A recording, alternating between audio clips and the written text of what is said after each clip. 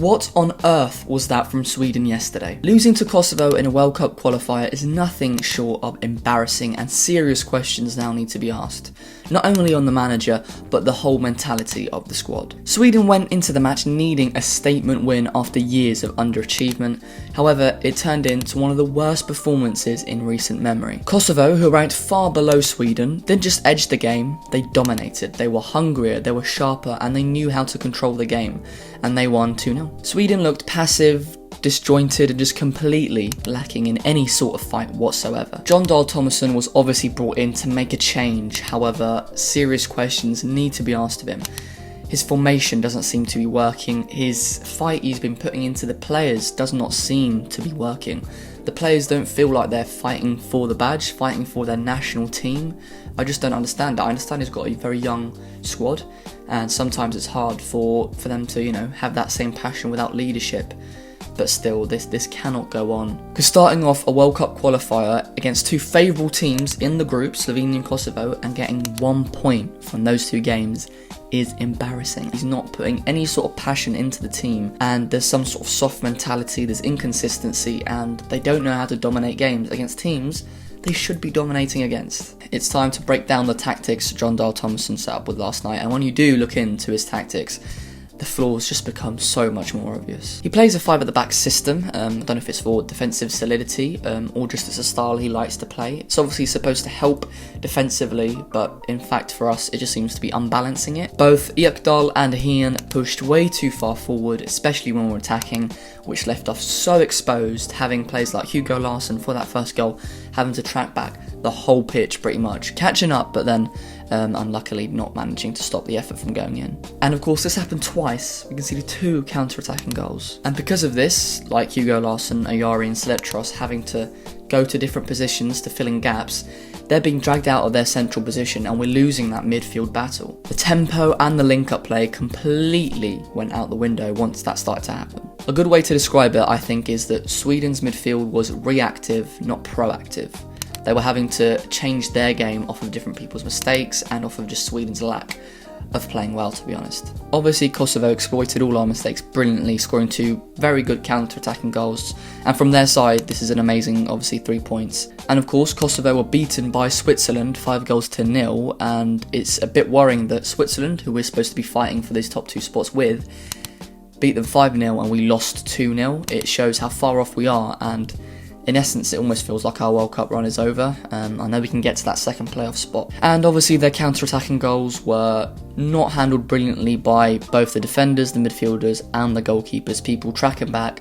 Isaac Hien trying to track the last goal with 2 of the people forward. I thought his positioning was quite bad. Robin Olsen's positioning for the first goal, it was a long ball over the top. Hugo Larsson's expecting the goalkeeper to come out. He doesn't. Poor judgment there from Robin Olsen again, second game in a row. And he does right to save the first ball, but he parries it straight out to the Kosovo player who can just tap it into the goal. So a very poor goal from all sides of the pitch. And then even when we did have the ball, let's talk about the passing. I don't know how many times we just passed straight into Kosovo. Sometimes I get it, we're trying to be creative, but there were so many times it's just a simple pass to a player and it just intercepted. Not even intercepted, they just get given the ball, pass straight into them. Wrong decisions, sloppy turnovers, misplaced passes, in dangerous areas as well, may I add. It just killed all of our momentum. Instead of us building patiently, we kept having to lose the ball and then rework our attacking scenarios. The irony is, obviously, playing 5 at the back should make you harder to break down, but here it achieved the opposite. We'll obviously have to take up the question of what about the players?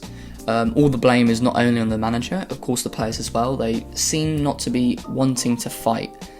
And you look at some of the players we've got, Alexander Isaac, I know he only played 20 minutes across the both games. Victor Gyökeres, Elanga, Bergvall, Hugo Larsson, Yasin Ayari, players who are playing week in, week out for their clubs, regarding, obviously, Alexander Isaac, not yet. And this is how they're playing for country. It's very worrying. In fact, I know the young players, and sometimes you need that older part of the squad to bring leadership. I do not feel we have that. Our captain was Isaac Hien, and I didn't think he brought himself correctly. Let's take a look at the bigger picture. Obviously, we've missed Qatar 2022, Germany 2024, and now potentially America 2026. It is just not how it should be. We're struggling against teams like Kosovo, and it's obviously not an isolated incident. It's becoming a pattern. We lost to Luxembourg not that long ago.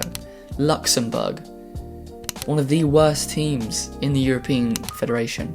I know you can say, oh, we were away from home, but no other team is doing. Let's take an example. Denmark beat Greece away from home 3-0.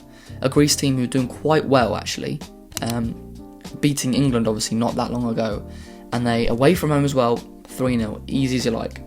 We should be playing like them. Jon Dahl Tomasson's, for flip's sake, been Denmark's assistant manager. It's a joke. The fans deserve much more than this. Imagine the fans that made their way out to Kosovo, expecting to win, quite frankly. I saw a post saying people putting predictions in 3-1, 4-0, and they lose 2-0. So yeah, it's terrible. So where does Sweden go from here? The manager is now under pressure. Will he change his tactics? Will he change his belief in the squad? Will he change the squad? All this remains to be seen. If things don't change quickly, Sweden's manager could be out of a job. And more importantly, our dreams of going to 2026 World Cup could just vanish out of our eyes before it even has begun. That's been all for the video. Thank you very much for watching. If you want to check out some of the other videos on the channel, then make sure to check out the video YouTube thinks you like and the reaction playlist. And if you like this new style of videos where I more talk about, teams, more about the stories, more about an analysis, then obviously leave a like and a comment. Have a look at my first Sweden video, very drastically points of view, because I was quite optimistic coming into the international break, and a very big difference as to my feelings now. Same with yesterday. I've made a video about Thomas Tuchel as well, as I'm both English and Swedish, I have opinions about both teams. But yeah, hope you guys enjoyed it, and I'll see you guys in the next video. Bye bye.